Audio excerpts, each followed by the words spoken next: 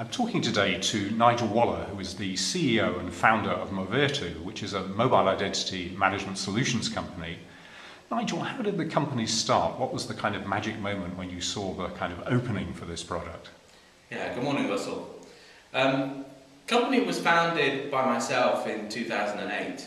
I've been involved in the mobile industry since its early days in 1990, 1991, and I'd always been involved on the mobile infrastructure side, selling, operating and supporting billing systems, mobile messaging systems to mobile operators around the world. A little over 5 years ago or so, I was introduced to the rural mobile phone market in Africa by a group of operators that I was working with, and they opened my eyes into this marketplace. Up until then, I thought everybody had a handset, but lo and behold, I soon found out that there's over 3 billion people in the world that don't have a mobile phone handset. The operators were coming to me asking for a solution. You know, how can we market to these people when the ARPU levels are so low and yet still make a profit? And with that in mind, I went away and for years was thinking about a solution of how we can enable this cheaply. And about 3 years ago now, as I was driving along in Moscow of all places, I had the spark. And the spark was, well look, if I can access email on any web-based device anywhere in the world, why can't you do the same thing with a mobile phone? Why is the number physically has to be attached to the mobile phone? So with that in mind, we did a little bit of skunk works in terms of technology demonstrations and set up the company. And that's where we are today. And the product was launched at the back end of last year. Describe to me how the product works. Yes, what we do, the product that we have is called CloudPhone. CloudPhone enables a user to have a mobile identity in the cloud. Users log in and log out of other person's mobile phones, and once they're logged in, they get a user interface which tells them what the activity has been since they last logged in, for example if they've got a message or a voicemail, and it allows them to do normal phone stuff, so making a call using their own mobile number or receiving a call using their own mobile number. Once they log off the system, what we then do is we then compensate the phone owner, giving them airtime or financial compensation as a thank you, and that's how the system works.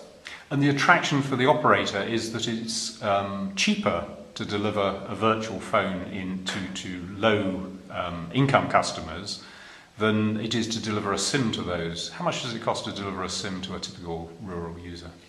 Yeah, a typical rural user, it costs upwards of $7 per SIM for the mobile operator. So you may be able to buy a SIM for 10, 20, 30, 40 cents, but it actually costs the mobile operator $7 to get that SIM into somebody's hands through selling and distribution fees. Typical handset now in the marketplace, cheapest handsets are about $20.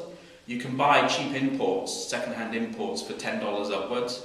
But again, the problem that you get with those is warranties and the inability for the handset to be able to work any long time. Yeah, they soon have short shelf lives, and if you're saving for 6 months to be able to buy a handset, you don't want it to have to fall apart after 3 months or so. So for the operators, there's a very high cost, a big barrier to entry to get into these market segments. And for the users, it's obviously the cost of entry for the handset. But also, if they do actually go for a SIM card, it's the problems that they have actually, losing SIMs or finding a phone to be able to plug that SIM into. And your first publicly announced rollout has been with Airtel Madagascar. Tell me what's happening there. Yes, we announced the public contract with Airtel in Madagascar. We went through a pilot phase with Airtel in several rural communities in Madagascar, initially launching CloudPhone services to village phone operators out there, and now we've launched... And the village phone is the Grameen product that we hear about from Bangladesh, and is in fact also in Uganda. Yeah, Airtel Madagascar is one of the affiliates running the village phone program, which originated from Grameen and Grameen phone, and that's the service that they've been running in Madagascar. So we launched initially as a pilot on that system. And now what we've done is publicly launched the whole service, not only to all village phone operations in Madagascar, but also all handsets as well. So people can buy a cloud phone now from a street seller in Madagascar from an Airtel street seller, and they can then use that number not only on village phones but anyone else's handset on the network. So it gives them some flexibility in terms of where they choose to make that call and who they choose to borrow the phone from. Yes, exactly. And they can go to any of the existing airtime distributors to top up for airtime. This platform changes the basis of mobile phones, because previously mobile phones were, the SIM was, if you like, the life of the phone, whereas actually what you're talking about is getting to a circumstance where the phone can, in a sense, operate independently of this piece of plastic hardware, as it were. Yes, no, very so. I mean, we've broken the link between the phone number being on the SIM card and the phone itself. And with that in mind, we've introduced products as well into our portfolio for top-of-the-pyramid users, where we can allow multiple numbers on the same handset. So a user can have a personal number or a business number coexisting on the same handset.